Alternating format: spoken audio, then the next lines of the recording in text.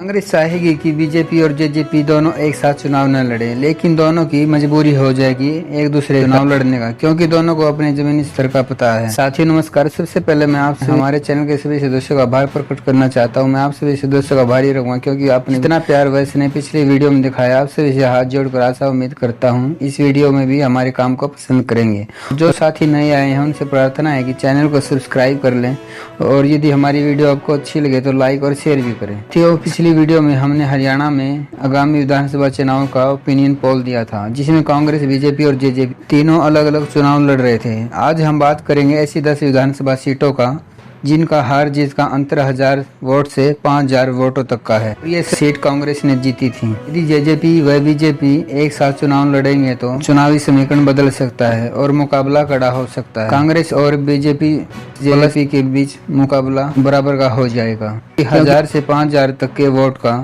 Result कभी भी बदल सकता है। साथ ही कांग्रेस चाहेगी कि बीजेपी और जेजेपी दोनों अलग लड़ें, परंतु 18 जुलाई को दिल्ली में एनडीए की बैठक में जेजेपी के अजय चौटाला व उनके पुत्र दुष्यंत चौटाला दोनों ने हिस्सा लिया था और घोषणा की थी कि लोकसभा चुनाव में एक चुनाव लड़ेंगे, लेकिन विधानसभा के बारे में कोई जानकारी नहीं थी। हालांकि जेजेपी और बीजेपी की अपनी ग्राउंड रिपोर्ट का पता है। अब की बार उनका ज्यादा जनता समर्थन नहीं मिल रहा है और दोनों की मजबूरी हो जाएगी कि एक साथ चुनाव लड़ने की। यदि दोनों एक साथ लड़े तो इन 10 विधानसभा सीटों पर समीकरण बदल सकता है और इनकी चर्चा करते हैं। पहली सीट पंचकुला की कालका। इस सीट पर कांग्रेस के प्रदीप चौधरी ने बीजेपी की लतिक शर्मा को 5500 वोटों से हराया था और जेजेपी की करण चौधरी को यहां पर 8500 वोट मिले थे। यदि जेजेपी की ये सभी वोट बीजेपी के साथ आ जाएंगे तो कांग्रेस यहाँ पर हार सकती है। दूसरी सीट है अम्बाड़ा की मुलाना। यहाँ पर कांग्रेस के वरुण चौधरी ने बीजेपी के राजवीर बराड़ा को मात्र 1600 वोटों से हरा था और जेजेपी के अमरनाथ को यहाँ पर 5500 वोट मिले थे।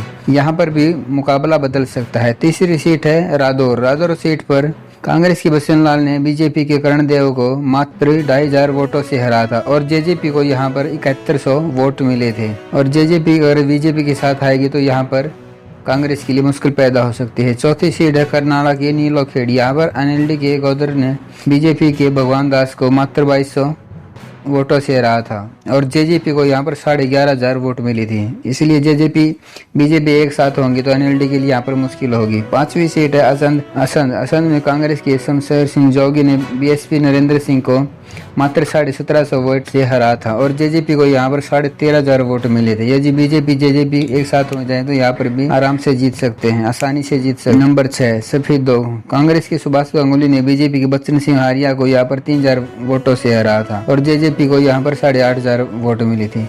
इसीलिए ये सीट भी बीजेपी जेजेपी आसानी से जीत सकते हैं। नंबर 7 है रोहतक। रोहतक सीट पर कांग्रेस के बीबी बत्रा ने बीजेपी के मंत्री मनीष ग्रोवर को मात्र 2550 वोटों से हराया था और यहाँ का समीकरण थोड़ा अलग है, क्योंकि 2019 में बीजेपी के कार्यकर्ता मोहित धनवंतरी ने मनीष ग्रोवर से नाराज होकर अलग चुनाव लड़ा था, जिसमें वो लगभग 10,000 वोट लेकर। ये दोनों एक साथ लड़ते तो बीजेपी यहाँ पर आसानी से जीत सकती थी। नंबर 8 है रेवाड़ी की सीट पर कांग्रेस के चिरंजीव राव ने बीजेपी के सुनील कुमार को मात्र 1300 वोटों से हराया था और जेजेपी को यहाँ पर 4000 वोट मिले थे। इसलिए यहाँ पर भी बीजेपी और जेजेपी आसानी से जीत सकते हैं। 9वीं सीट है नूंह। इस सीट पर कांग्रेस के आफ्ताब अहमद ने बीजेपी के जाकिर हुसैन को 4000 वोटों से हराया था, परंतु जेजेपी को यहाँ पर 17,500 वोट मिले थे। इसलिए यहाँ पर जेजेपी और बीजेपी एक साथ हो जाती तो आसानी से जीत सकते हैं। नंबर 10 है फरीदाबाद की एनआईटी सीट। कांग्रेस के नीरज शर्मा ने बीजेपी के नरेंद्र बडाना को मात्र 3200 वोटों से हराया था और बीएसपी को यहाँ पर 17,500 वोट मिले थे। और आप सभी को पता है बीएसपी की मायावती को बीजेपी को समर्थन करती है, यहाँ भी बीजेपी आसानी से जीत सकती है। तो ये 10 सीट हैं जो चुनाव के रिजल्ट को किसी भी वक्त बदल सकती है। यदि आपको हमारी वीडियो हमारा समीकरण अच्छा लगा तो वीडियो को लाइक, चैनल को सब्सक्राइब जरूर करें।